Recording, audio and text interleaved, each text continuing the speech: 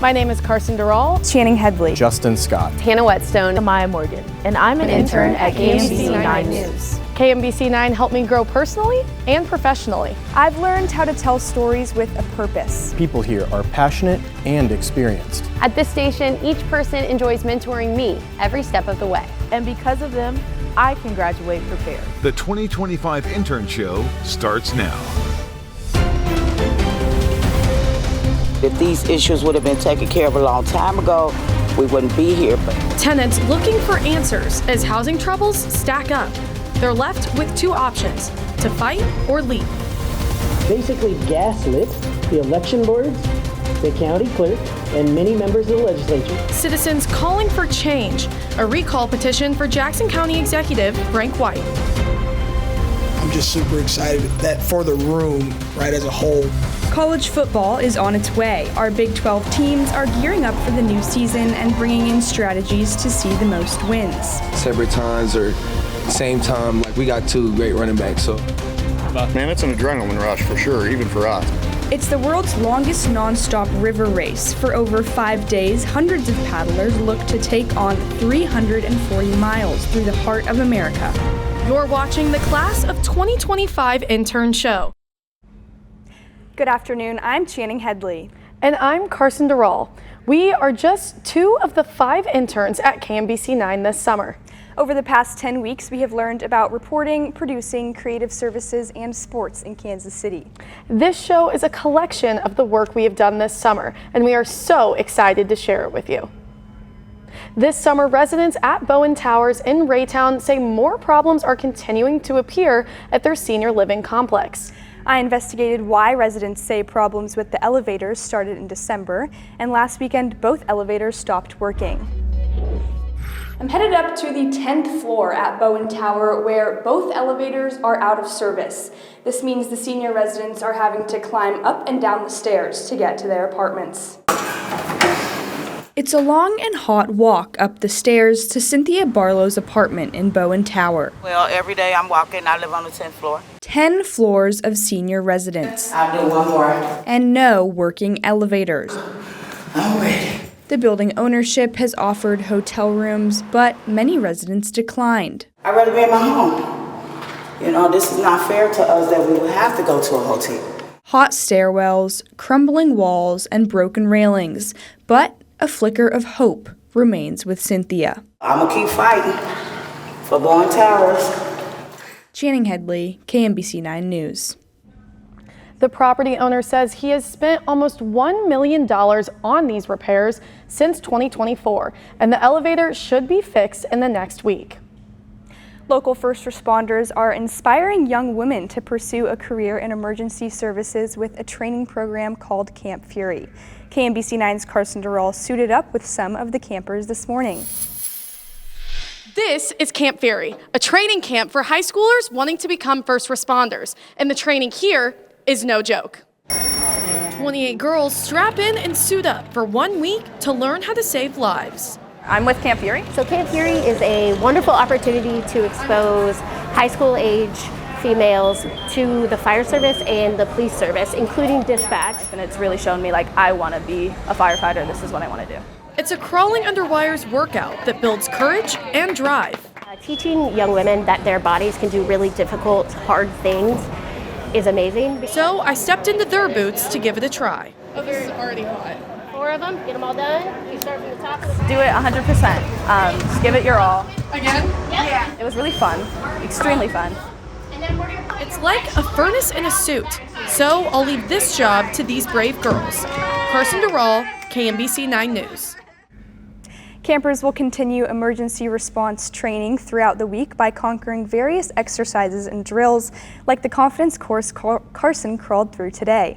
Campers will conclude their week with a graduation ceremony Friday. A suspect is still on the run, and now there is a $10,000 reward for his capture. KMBC's Hannah Whetstone has the details. The manhunt continues for 27-year-old Thomas Eugene Tolbert. Affirmative. We have an officer who's been shot in the left leg, lying on the ground. Who allegedly shot a Lee Summit police officer last night. Suspect is a black male, black clothing. We're trying to get further. Officer was hit in the leg. Police continue to search the metro area alongside the ATF and FBI. They cannot hide. There will be no safe place for them. We have unleashed people who are really good at hunting fugitives, and they will find him. KMBC spoke to the suspect's mother, who said she has not seen or spoken to her son in 8 months. Tolbert's sister also told us she has not been in contact with him. In 2019, Tolbert was involved in a hit-and-run accident where he ran from police and shot at them. He was charged with 5 felony counts and served time. Tolbert's probation was set to end in November, but now that's not going to happen. He's facing charges of first and second-degree assault, armed criminal action, resisting arrest, and unlawful possession of a firearm. In Kansas City, Hannah Whetstone, KMBC 9 News. Police are asking anyone with information to call the Kansas City Police Tips Hotline at 816-474-TIPS. After 42,000 valid signatures and a 9-0 vote between Jackson County legislators and taxpayers will now have the opportunity to participate in a special election recall vote. The special election, the county charter requires the election to take place in 60 days. However, the county executive has 10 days to veto the ordinance. Legislators and county residents say if he cares about them, he will step down to save Jackson County millions on the election. Workers at an IHOP in Lee's Summit say they haven't been paid in over a month. Employees say they haven't received a paycheck from the restaurant in 39 days. And not only have they been working without pay, but also without air conditioning. Employees have had to leave doors open and place fans throughout the restaurant. They say the conditions are not only hurting morale, but also business.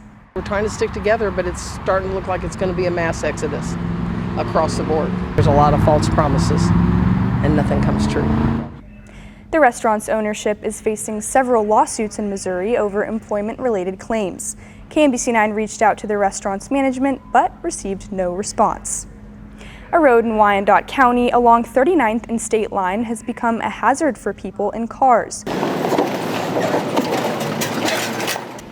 A 50-yard stretch of the road is littered with potholes, and with no way to avoid the potholes, drivers are becoming increasingly concerned for their cars.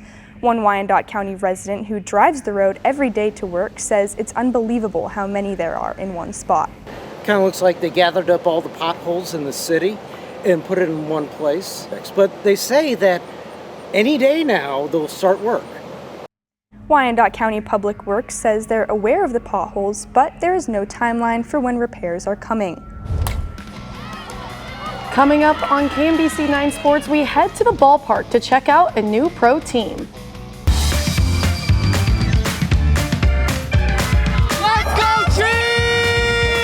I've already fell in love with Kansas City. It's a city with a lot of culture.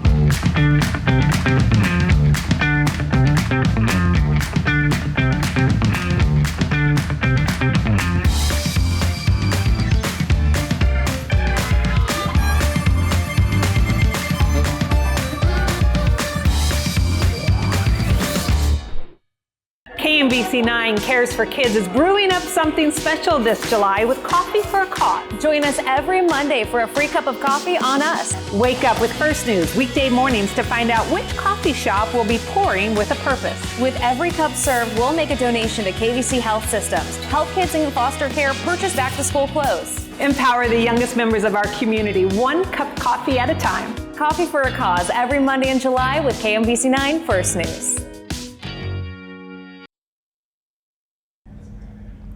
Welcome back to the KMBC 9 Intern Show. We've had a lot of fun this summer, not only in news, but also in the sports department. That's right, a lot of fun indeed. And speaking of fun, a pro team made its debut this week out at Blue Valley Northwest, and of course, I had to check it out. A new squad stepped up to the plate this week with players from across the Midwest. I'm from Pittsburgh, Kansas, and I play at Pittsburgh State. Fort Worth, Texas, and I play at the University of Missouri. I'm from Ohio, but I played at the University of Virginia. They are the Kansas City Diamonds. Grew up playing all different types of sports, and I love softball, and just getting to share that joy and that love for the game with other people just makes me really happy. With the popularity of women's sports on the rise, this was a test to see how well the sport could do here in Kansas City. You know, it's just really exciting that all these little girls that come to these games, and you know, there's a lot of them that are coming out tonight, they get to see something that they could possibly see themselves doing in the future. There are stars both on the field and in the dugout. Former Royals player Billy Butler coaching the team from Kansas City and looking to grow the sport. So, they deserve opportunities to continue playing after college, and that's what we're trying to provide them. Well, the city has the current. There's been talks of a WNBA team or pro volleyball, but for now, they're taking a swing at professional softball right here in Kansas City. Well, we don't know for sure whether the KC Diamonds are here to stay, but we do know a good time was had by all. We're going to go ahead and take a look at the Royals today. Michael Waka on the mound for the team as they host the Guardians yesterday. Now scoreless in the bottom of the fourth until Michael Garcia does this. That's right, a 2-run homer to get the scoring started as the Royals go up 2-0. It's short-lived though because the next inning, Josh Naylor scores 1 on the sac fly. And then in the top of the 7th, Naylor again, but this time with a double to score Schneemann. But Brian Roqueo thrown out at the plate. That ties the game at 2.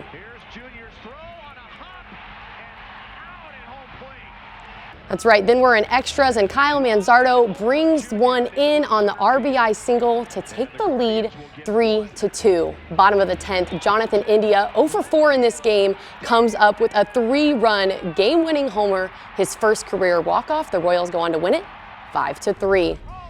And the Jayhawks, they would not mind seeing some success out of this year. The squad is coming off of a season that saw them struggle to a slow start, but finish strong. The Jayhawks have plenty to be excited about this season, plenty of returning talent, lots of new faces from the portal, and a new look at their home stadium. It's going to be exciting. It's going to help in recruiting. But really what we need it to be is, we need to be one of those situations where it's a place to be on Saturdays and when we're playing so that we are able to create a tough place to come play and an environment that is beneficial to the home team. For the second year in a row, the biggest name on the K-State football roster will be playing at quarterback. Wildcat junior Avery Johnson and company will make their season debut on August 23rd, facing the Iowa State Cyclones in Week 0 in Dublin, Ireland. Early predictions place the Cats among the top competitors in the conference, and head coach Chris Kleiman says he's counting on his team to stick it out when things get tough. It's how do we handle that adversity, and that's the challenge we put on our guys all the time. It's easy to get all pumped up when we take a drive down and go score in practice, and everybody's doing great, and all of a sudden we go 3 and out, 2 or 3 straight series. Okay, now how do we handle it? How do we respond? That's going to be the tell of our season. Well, coming up, a race on the Missouri River is entering its 20th year. Why racers say they keep coming back. And how one little piglet's mad dash for freedom is giving it a new lease on life. Kansas City isn't just where we live, it's where we thrive. Our mission, to share the moments that move us and the people who inspire us. This KC barbecue experience, we're also celebrating the Bomb Pop. We're getting you prepared for the 4th of July holiday. A list of things that you'd never thought you'd do. We're right here downtown riding the streetcar. This little guy isn't just a fighter. We're here at 19th and Vine, where Pride on the Vine is happening. We tell the stories that bring us together. KMBC 9, serving you love in the heart of America. Welcome back. In its 20th year, a race on the Big Muddy is as popular as ever. KMBC's Hannah Whetstone was there to witness this grueling test of human endurance.